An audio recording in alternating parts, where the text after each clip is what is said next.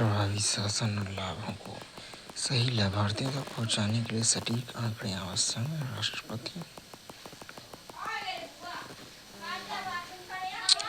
उपराष्ट्रपति सीपी राधाकृष्णन 19 से 20 अगस्त को उत्तराखंड का दौरा करेंगे।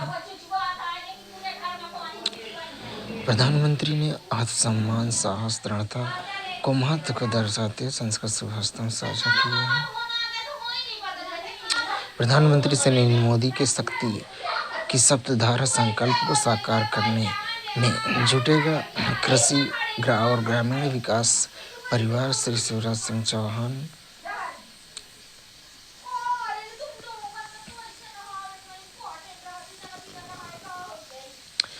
भारतीय कृषि अनुसंधान परिषद की 97वीं वार्षिक बैठक में कृषि क्षेत्र में परिवर्तनकारी सुधार roadmap.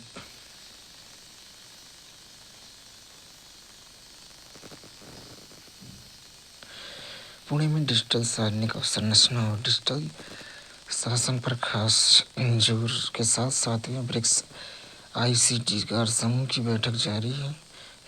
Digital BRICS task force में डिजिटल अनुप्रयोगों और शासन पर विशेषज्ञ समूह के लिए रूपरेखा तैयार की है।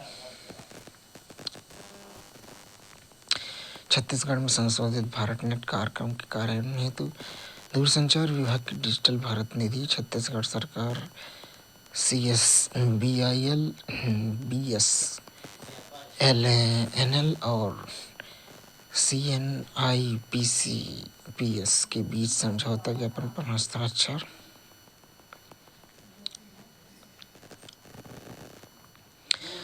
रक्षा मंत्री ने NCC की अखिल भारतीय बालिका उच्च ऊंचाई वाली लंबी दुर्गम पदयात्रा अपराजिता परंगला 2026 को हरी झंडी दिखाकर रवाना किया है।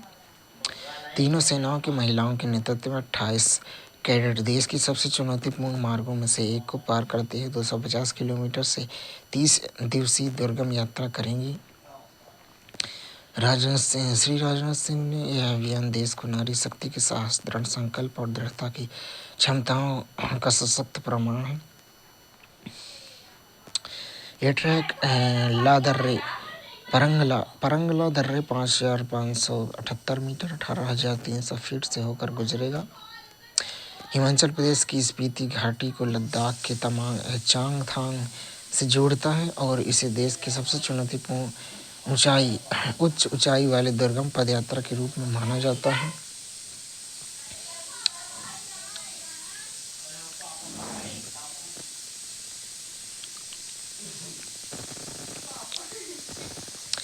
आत्मनिर्भर भारत रक्षा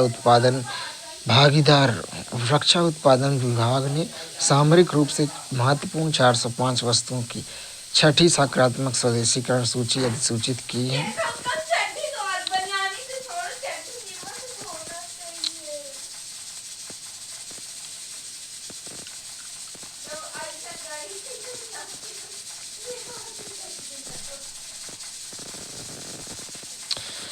भारत ने सबसे बड़े सेमीकंडक्टर सम्मेलन का 17 से 19 सितंबर 2026 तक नई दिल्ली के यशोभूमि कन्वेंशन सेंटर में आयोजन। सेमिकॉन इंडिया 2026 सिलिकॉन से सिस्टम तक इकोसिस्टम का निर्माण। नई दिल्ली में Yashobhoomi India international convention and expo centre में सेमिकॉन इंडिया के 5वें संस्करण का उद्घाटन करेंगी। सेमिकॉन इंडिया 2026 देश की सेमीकंडक्टर यात्रा में एक और महत्वपूर्ण उपलब्धि के रूप में वैश्विक सेमीकंडक्टर इकोसिस्टम की प्रमुख हितधारक सरकार, उद्योग जगत के दिग्गजों, उद्योग विशेषज्ञों, शिक्षाविदों, सरकारी अधिकारियों और छात्रों को एक साथ लाएगा। सेमिकॉन 1.0 में 12 परियोजनाओं की मंजूरी थी।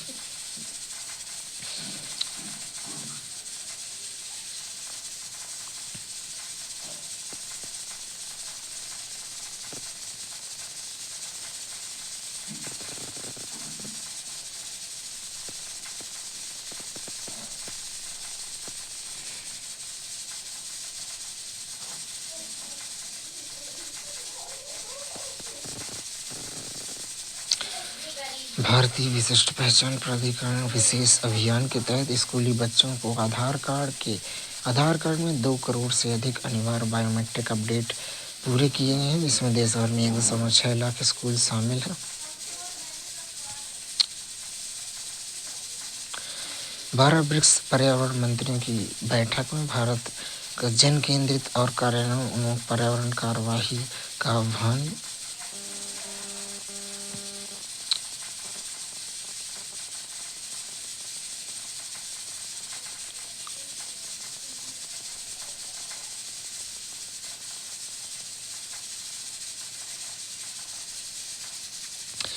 भारत ब्रिक्स पर्यावरण मंत्रियों की बैठक ज्ञान आधारित दस्तावेज का अनावरण।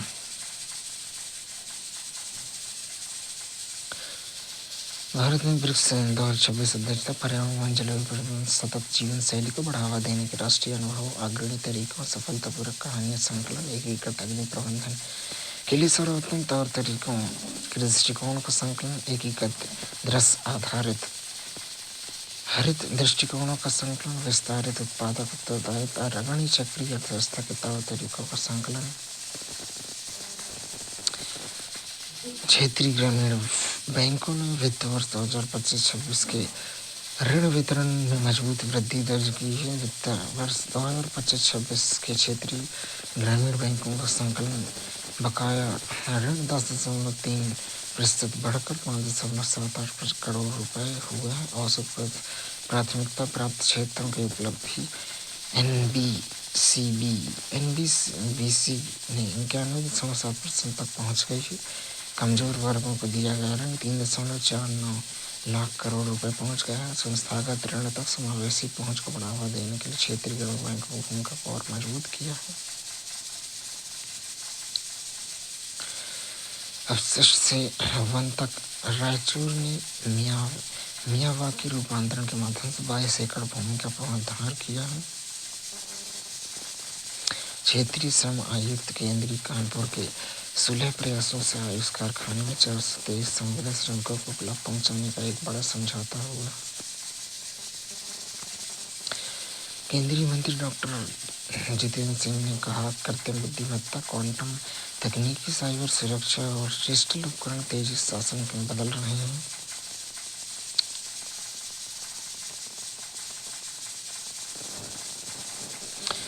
रेल संपर्क मजबूत होने से ग्वालियर चंबल क्षेत्र को नई गति मिलेगी।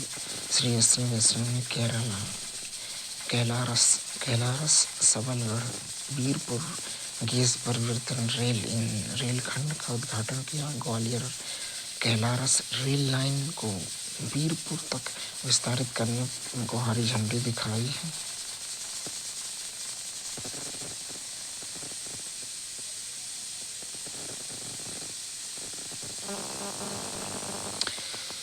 गुवाहाटी तेजपुर कॉरिडोर असम की चाय, पर्यटन और व्यापार को बढ़ावा देने वाला नया राजमार्ग लिंक।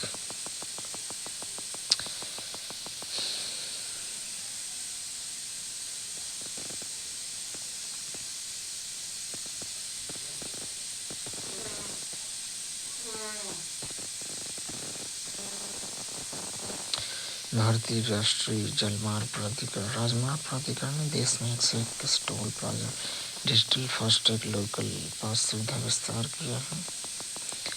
राजमार्ग यात्रा मोबाइल ऐप से मासिक लोकल पास ऑनलाइन खरीदे जा सकते हैं।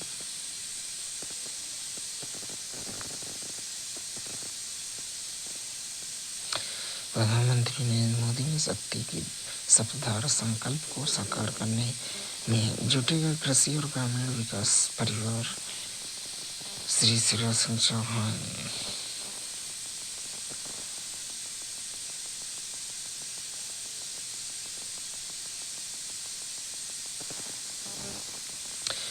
कौशल उद्यमिता मंत्रालय द्वारा बालूरघाट में आयोजित पश्चिम बंगाल के पहले कौशल महोत्सव में भारी तादाद में लोग शामिल हुए हैं। 4500 से अधिक युवाओं को शॉर्टलिस्ट किया गया है।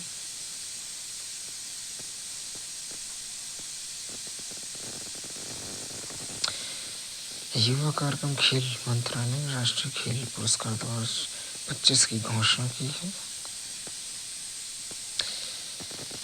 खेल स्पर्धा में उत्कृष्ट प्रदर्शन किया। अर्जुन पुरस्कार पिछले 4 वर्षों की अवधि में अच्छे प्रदर्शन और नेतृत्व, खेल भावना, अनुशासन की भावना के लिए दिया जाता है। श्री तेजस्विन शंकर एथलेटिक्स में, श्री मोहम्मद अजमल वी एथलेटिक्स में, सुश्री प्रियंका गोस्वामी एथलेटिक्स में, सुश्री त्रिशा जाली बैडमिंटन में, सुश्री पुल्ले गायत्री गोपीचंद बैडमिंटन में, श्री नरेंद्र मुक्केबाजी में, श्री विदित संतोषी गुजराती शतरंज में, सुश्री दिव्या जितेंद्र देशमुख शतरंज में, श्री धनु श्रीकांत बधिर निशानेबाजी में, सुश्री लाल रेम सियानी हॉकी में, श्री राजकुमार पाल हॉकी में, श्री सुरजीत कबड्डी में, सुश्री पूजा कबड्डी में, श्री रुद्रांग खंडलाल पारा शूटिंग में, सुश्री एकता भायन पैरा एथलेटिक्स में, श्री अरविंद सिंह नौकायन में, श्री अखिल शिवरान निशानेबाजी में। अर्जुन पुरस्कार लाइफ टाइम इन खिलाड़ियों को सम्मानित और करने और प्रेरित करने के लिए दिया जाता है जिन्होंने प्रदर्शन की खेलों में योगदान और सक्रिय खेल करियर सेवानिवृत्ति के बाद भी खेलों को बढ़ावा देने में योगदान दिया है। श्री आई अरुमई नायागम फुटबॉल में, खेलों स्पर्धा के लिए उत्कृष्ट शिक्षकों के लिए द्रोणाचार्य पुरस्कार, श्री परवीर सिंह एथलेटिक्स के, श्री छोटे लाल यादव मुक्केबाजी में, श्री नेहा नंद कुमार चौहान निशानेबाजी में। लाइफ टाइम श्रेणी में द्रोणाचार्य पुरस्कार, श्री धर्मेंद्र सिंह यादव मुक्केबाजी में, श्री वीरेंद्र कुमार कुश्ती में। खेल राष्ट्रीय खेल प्रोत्साहन पुरस्कार को पोर्ट इकाई सार्वजनिक निजी गैर सरकारी संगठन एनजीओ को दिया जाता है जिन्होंने खेल को बढ़ावा देने विकास में क्षेत्र में स्पष्ट भूमिका निभाई है। आर्मी पैरालंपिक नोड पोए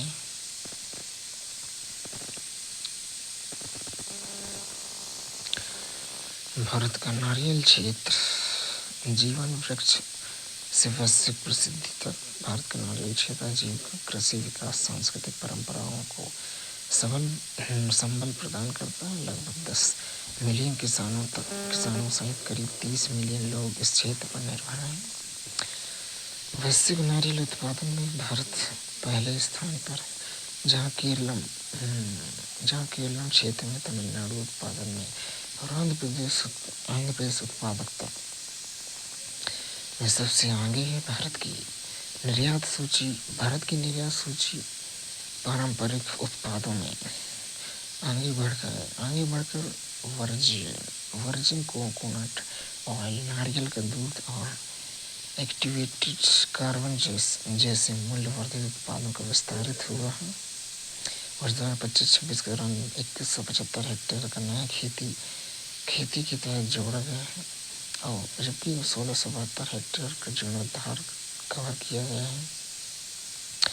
केंद्रीय बजट 2026-27 में सतत निर्यात और किसानों की आय के बढ़ाने के लिए नारियल संवर्धन योजना स्कीम शुरू की है। निरंतर नारियल संवर्धन, नारियल आजीविका कल्प वृक्ष यानी कि जीवन की सभी आवश्यकताओं को पूरा करने वाला वृक्ष के रूप में प्रतिष्ठित नारियल भारत की विरासत, संस्कृति और कृषि अर्थव्यवस्था की गहराई से रचा बसा है। विभिन्न सभ्यताओं में इसमें बहुमुखी उपयोगिता के कारण इसे हजारों उपयोगों वाला वृक्ष माना जाता है। ये भोजन, पेय, औषधि, रेशा, इमारती लकड़ी, ईंधन और कई प्रकार के कच्चे माल प्रदान करता है। ये संसाधन परिवारों पर पारंपरिक प्रथाओं और मूल्यवर्धित उद्योगों के बढ़ते तंत्र को सहारा देते हैं। भारत में नारियल खेती का लगभग 3 सहस्त्राब्दियों का व्यवस्थित इतिहास रहा है। यह ग्रामीण रोजगार और आर्थिक संबल का एक महत्वपूर्ण आधार बना है। लगभग 10 मिलियन किसानों सहित करीब 30 मिलियन लोग नारियल क्षेत्र में निर्भर हैं, इसमें यह ग्रामीण आजीविका पर अनिवार्य बन जाता है।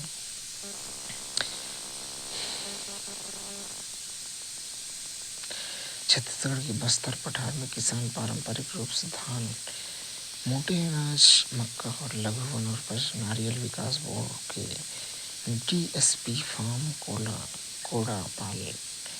कोड़ा गांव के प्रयासों से नारियल की खेती धीरे धीरे एक आशाजनक आजीविका विकल्प बनकर उभरी है।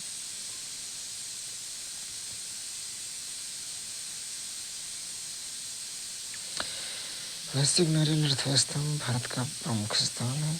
भारत नारियल उत्पादन पहले स्थान पर, कृषि क्षेत्र में तीसरे स्थान पर, जैविक वैश्विक क्रमशः 21.24% और कृषि क्षेत्र में 17.9% का योगदान। कृषि और किसान कल्याण मंत्रालय के अनुसार 25-26 के दौरान 24-25 के अनुसार 2.19 मिलियन हेक्टेयर क्षेत्रफल में लगभग 20,301.22 मिलियन नारियल का उत्पादन। इसकी औसत उत्पादकता 9,249 नारियल प्रति हेक्टेयर है। केरल में नारियल की खेती का सबसे बड़ा क्षेत्र जो 7.54 लाख हेक्टेयर में फैला है, जहाँ लगभग 5,149.87 मिलियन नारियल का उत्पादन होता है। तमिलनाडु नारियल का उत्पादकता में सबसे आगे है, जबकि आंध्र प्रदेश सबसे अधिक उत्पादक दर्ज की गई है, जिसके बाद पश्चिम बंगाल का स्थान और तमिलनाडु का आता है। सरकार ने 2030 तक 2 ट्रिलियन अमेरिकी डॉलर और 2027 तक 21 ट्रिलियन अमेरिकी डॉलर निर्यात हासिल करना है।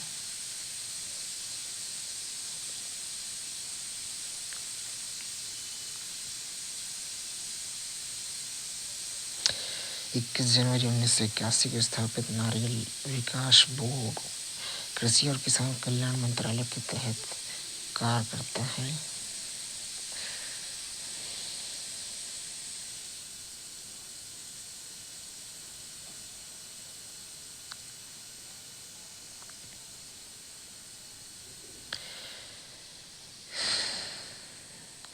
सूखा गोला के लिए न्यूनतम समर्थन मूल्य लक्षित विकास योजना संपूर्ण मूल्य श्रृंखला कौशल विकास उद्यमिता पर केंद्रित पहल है।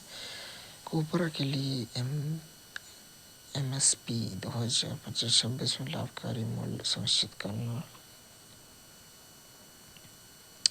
कोपरा न्यूनतम समर्थन मूल्य प्रणाली के तहत 22% अनिवार्य कृषि फसलों में से एक है। भारत मूल रूप से 2 प्रकार के कोपरा का उत्पादन करता है, मिलिंग कोपरा और बाल कोपरा। मिलिंग कोपरा का उपयोग मुख्य रूप से तेल निकालने के लिए किया जाता है। इसमें नारियल की गिरी को खोल से निकालने के बाद सुखाया जाता है।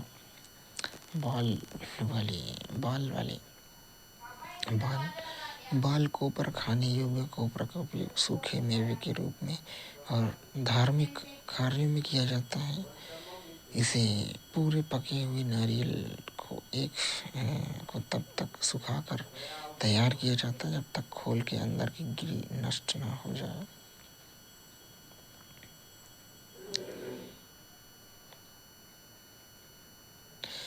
National agriculture cooperative marketing federation of India NAFED और नेशनल कोऑपरेटिव कंज्यूमर्स फेडरेशन कोपर खरीद के लिए केंद्रीय नोडल एजेंसी। इसके अतिरिक्त खरीद कार्यों में सहायता के लिए राज्य स्तरीय एजेंसियों को भी उपयुक्त रूप से शामिल किया जाता है।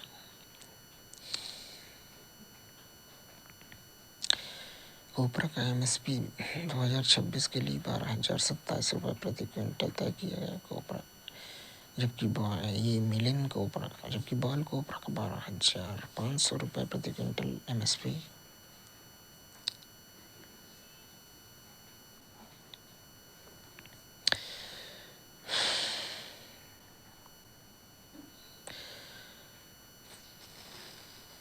प्रदर्शन सह बीज उत्पादन फार्म नारियल विकास बोर्ड विभिन्न राज्यों में सह प्रदर्शन बीज उत्पादन फार्मों की स्थापना करता है।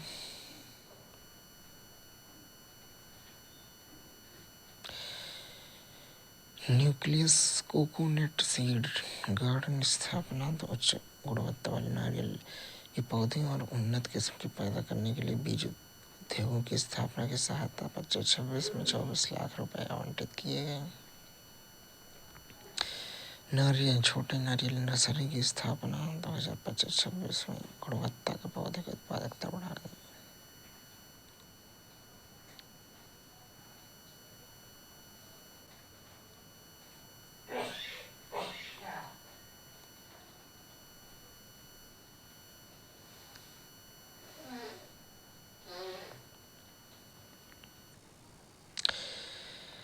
नारियल आधारित फसल प्रणाली के माध्यम से उत्पादकता सुधार में व्यापक कार्यक्रम है, जिसे संबंधित राज्य सरकारों के कृषि व बागवानी विभागों के माध्यम से सेक्लस्टर आधार और पौधे बोर्ड द्वारा किया जाता है।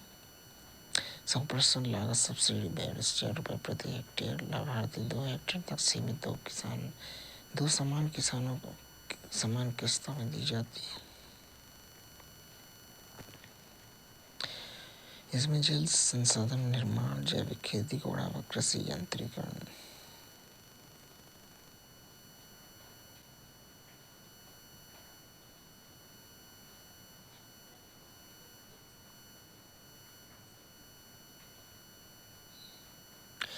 केंद्रीय बजट 26-27 में नारियल संवर्धन योजना की घोषणा की गई। इसमें गुणवत्ता नारियल के पौधे की उत्पादकता, नारियल खेती का विस्तार, जीर्णोद्धार, स्वास्थ्य प्रबंधन प्रौद्योगिकी का अपनाना, नारियल प्रसंस्करण इकाइयों की स्थापना शामिल है।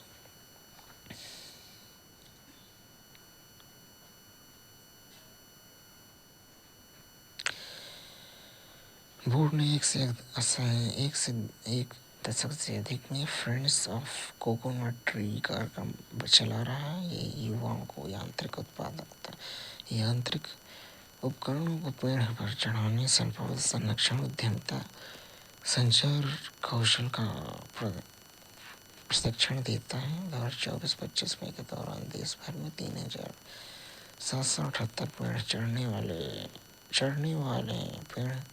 चढ़ने वालों को प्रशिक्षण दिया गया।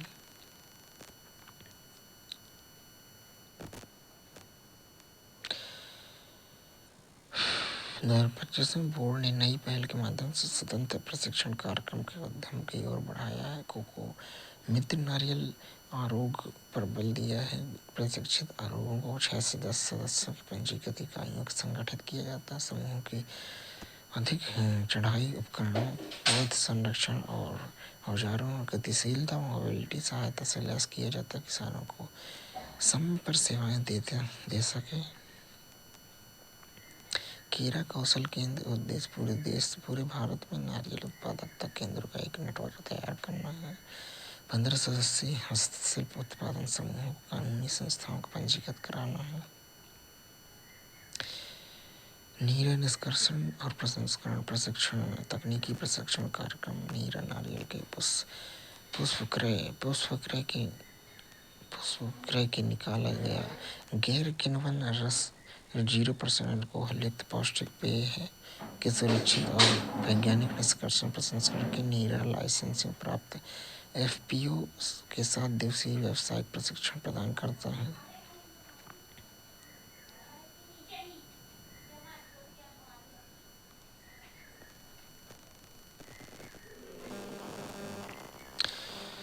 हस्ताक्षरित सीलबंद निर्यात शुरू। भारत ने व्यापार समझौते अपने कार्य को अग्रसर बनाया। मुक्त व्यापार समझौते का नेटवर्क विस्तार लेकर बाजार तक पहुंच पूरे इस्तेमाल करने की ओर बढ़ रहा है। भारत के FTA निर्यात का परिदृश्य देखें तो मुक्त व्यापार समझौता का नेटवर्क का विस्तार हुआ है।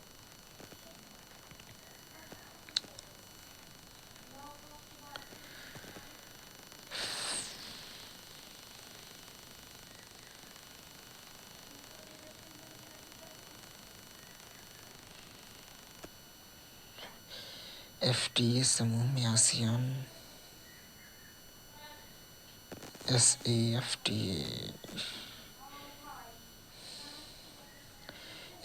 राष्ट्र में UAE, United Kingdom, Singapore, Nepal, Australia, Malaysia, Japan, दक्षिण Korea, Sri Lanka, Thailand, Oman, Bhutan, New Zealand, Mauritius. UI Australia Bharat में हाल ही में व्यापार के अंतर्गत सुदृढ़ता प्रगति उदाहरण है। भारत UAE CEPA व्यापार लाभ की शुरुआत 1 मई 2022 को भारत UAE व्यापक आर्थिक साझेदारी समझौता हुआ। यह एक दशक में भारत का पहला पूर्ण मुक्त व्यापार समझौता था। सबसे बड़ा निजी FTA निर्यात यूएई भारत का सबसे बड़ा निर्यात गंतव्य रहा है। द्विपक्षीय व्यापार 100 मिलियन दिवसीय अमेरिकी डॉलर 100 मिलियन अमेरिकी डॉलर के पार है।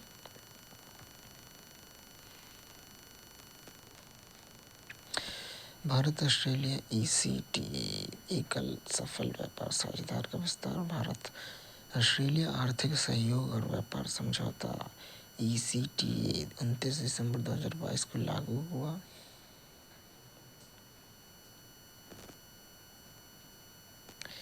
पूर्ण शुल्क मुक्त बाजार तक पहुंच।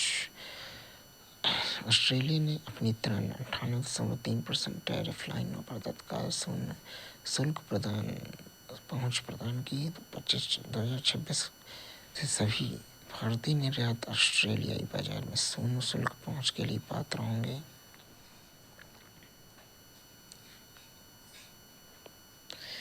नई पहलों के माध्यम से सफलता। ईसीटीए एक महत्वाकांक्षी व्यापक आर्थिक सहयोग समझौते की नींव प्रदान करता है। इस पर वर्तमान में चर्चा चल रही है। इसका उद्देश्य वस्तुओं सेवाओं गतिशीलता डिजिटल व्यापार मूल नियमों और सहयोग के उभरते क्षेत्रों को शामिल करना है।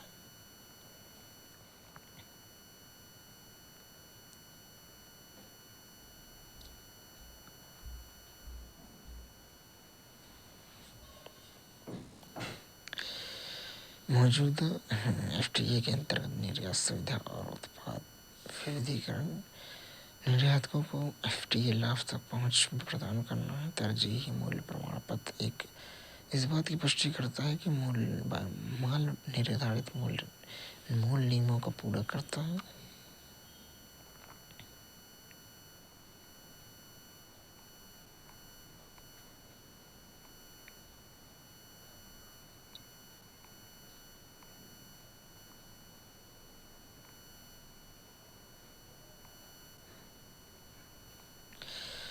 भारत ब्रिटेन सीईटीए 99% निर्यात ब्रिटेन में शुल्क मुक्त प्रवेश कर सकता है। भारत ओमान सीईपीए रियायतें ओमान की 98% टैरिफ लागतों को कवर करती है। भारत ईएफटीए टीईपीए 92.2% टैरिफ लाइनें जो भारत में 96.6% निर्यात का प्रतिनिधित्व करता है। भारत मॉरिशस सीईपीए 310 भारतीय उत्पादों की श्रेणी को तरजीही व्यापार मुक्त पहुंच प्रदान करता है। भारत यूएई सीईपीए यूएई की 97% टैरिफ लाइनें जो भारतीय निर्यात में 99% को कवर करते हैं। भारत ऑस्ट्रेलिया ईसीटीए भारत निर्यात के लिए ऑस्ट्रेलियाई टैरिफ लाइनों के 100% पर शुल्क मुक्त पहुंच। भारत ईयू एफटीए यूरोपीय संघ के साथ 97% टैरिफ लाइनों के तरजीही व्यापार द्विपक्षीय मूल्य लगभग 99.5% कवर कर सकता है। इस समझौते की प्रतीक्षा है। भारत न्यूजीलैंड एफटीए भी होना है अभी, जिसमें 100% शुल्क मुक्त कवर होगा। भारत में रोजगार का लगभग 30% हिस्सा सेवाओं से जुड़ा हुआ है। 2026 सेवा निर्यात 421.3 बिलियन अमेरिकी डॉलर था।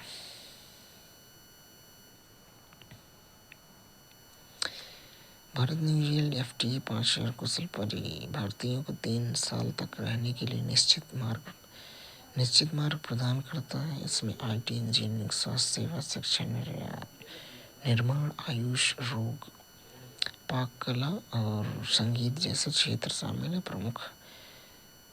अन्य प्रमुख प्रावधानों में 118 सेवा क्षेत्र प्रतिबद्धताएं, 139 क्षेत्र में भारतीय पेशेवरों के लिए एमएफएन व्यवस्था शामिल है। कुशल भारतीयों को 3 साल तक रहने के लिए एक सुनिश्चित मार्ग प्रदान करता है। MFN most favoured nation treatment ऐसा सिद्धांत है जिसके अंतर्गत किसी देश को सभी व्यापारिक साझेदारों के साथ समान व्यवहार किया जाता है।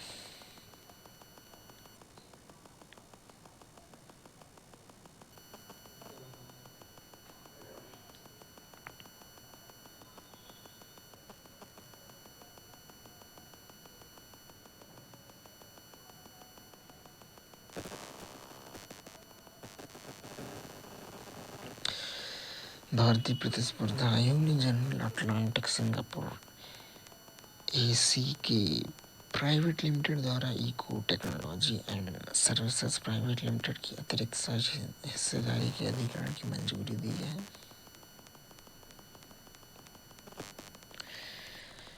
अधिग्रहण की हिस्सेदारी 25% की सीमा को पार कर जाएगी।